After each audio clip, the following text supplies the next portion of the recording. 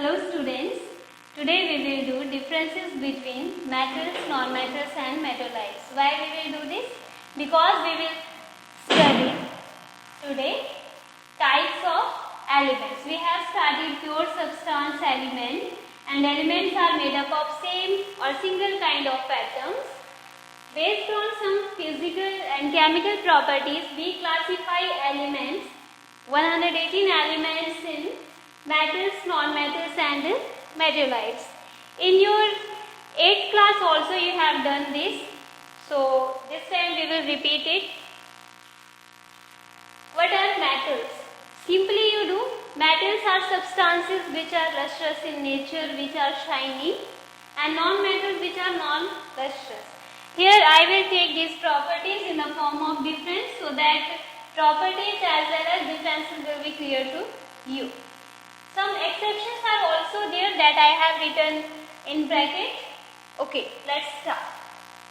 Metals, for example, copper, iron, silver and gold.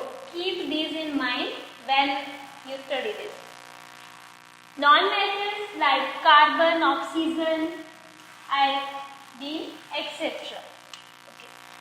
Metal are shiny or lustrous. That means when light falls on them they shine. Non-metals are non-lustrous or not shiny.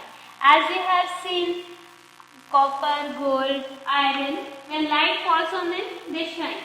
But carbon, you can take the example of graphite, pencil lead or coal, they are not shiny. Metals can be polished. If metals lose their shine, then we can polish them. Polish means rubbing them.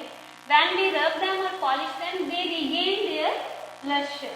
But it is not possible in non-metals. Most of the metals are good conductors of heat. Good conductors of heat means they allow heat to pass through them. So that's why they are used to make utensils to pass heat. Silver is the best conductor of heat. But exception is there. For example, lead, mercury, they are not very good conductors. They do not pass heat easily through them. In non-metals, most of the non-metals are poor conductors of heat. They do not pass heat. Now exception is there. Diamond can pass heat through it. Diamond and graphite are other forms of carbon. As you studied in 8th class, carbon, coal, charcoal, etc. Same here, carbon found in two allotropic forms, diamond and graphite. Means arrangement of atoms is different in these two. But these are forms of carbon element. Next, metals are good conductor of electricity. Metals can pass easily electricity through them. That's why metals are used to make wires, electricity wires. In that case, you see that we mostly use copper wire in that. Silver is also a good conductor here. Non-metals are poor conductors of electricity. Non-metals do not pass electricity through them. But in dry cell you have seen there is carbon rod in it that is made of graphite. So graphite is a good conductor of electricity. In junior classes you perform this experiment when we pass electricity through different materials in circuit when we use different materials. So when we use a pencil lead here that is also made of graphite, then bulb glows. That means it is good conductor of electricity. Next, metals are in few colors only. For example, as we are taking copper. Copper color is pinkish brown. Iron, silvery grey. Silver is of silver color. Gold is of golden yellow. Mostly only these colors are there in metals. when we take different type of metals, most they have only these shapes. But non-metals are in many colors.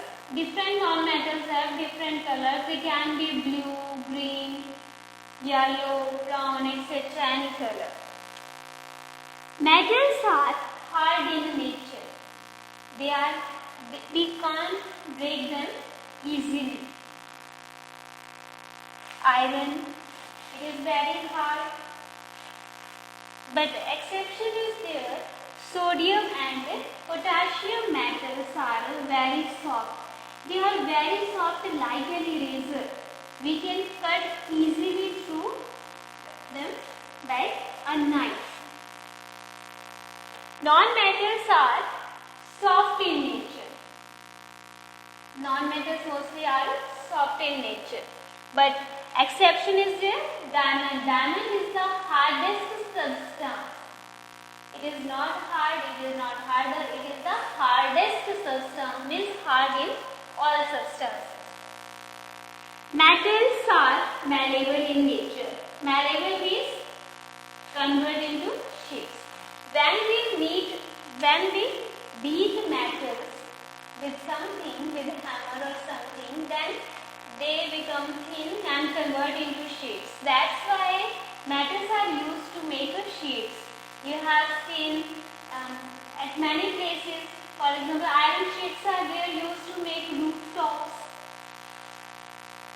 So, and gate sheets also, aluminium sheets also you have seen, foil, aluminium foil also you have seen. That means they all are converted into sheets.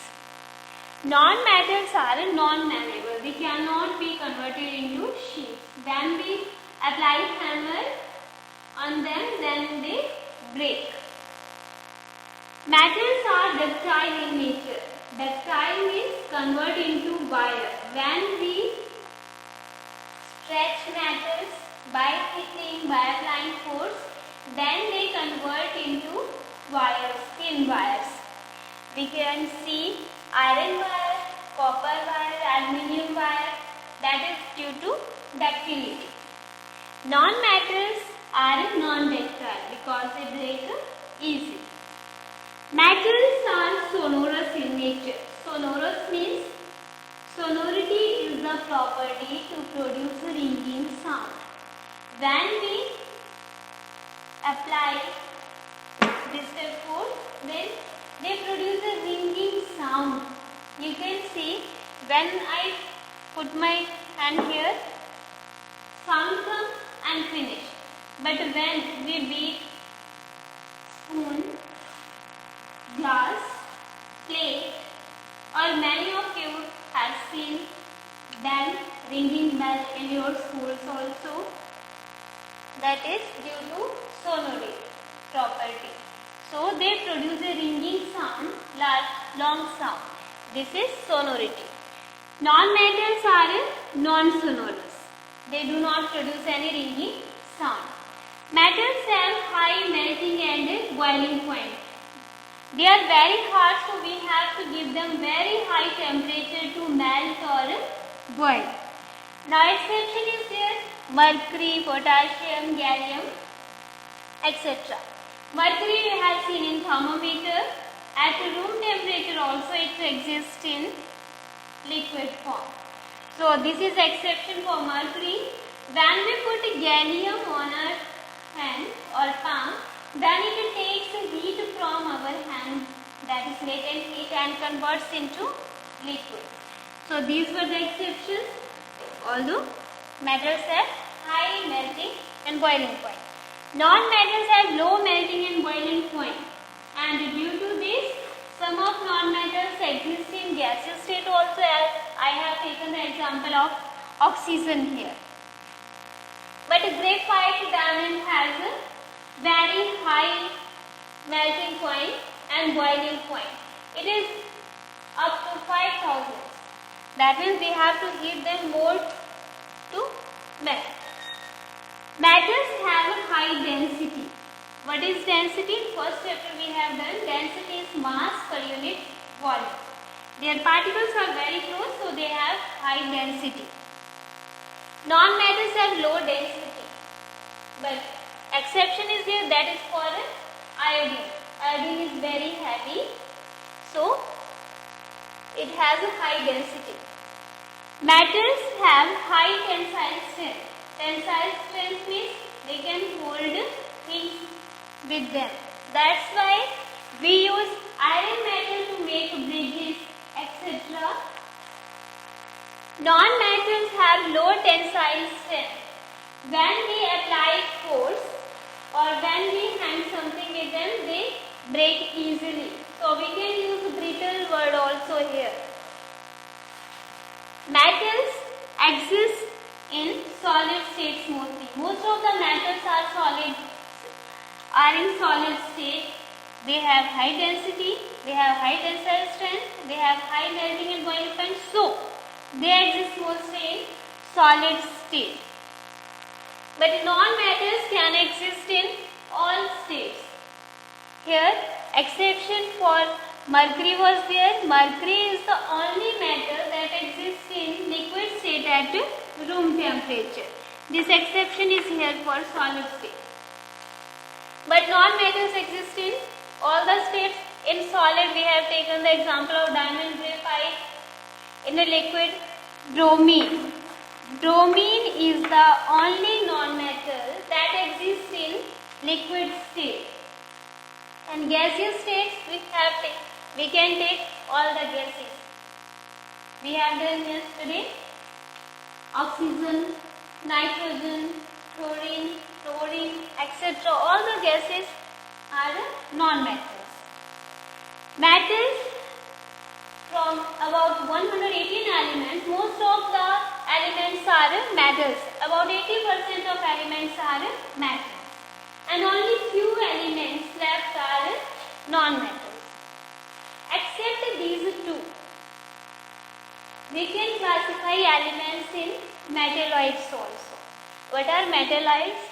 Metalloids are intermediate of metals and non-metals. That means they have properties of both the substances.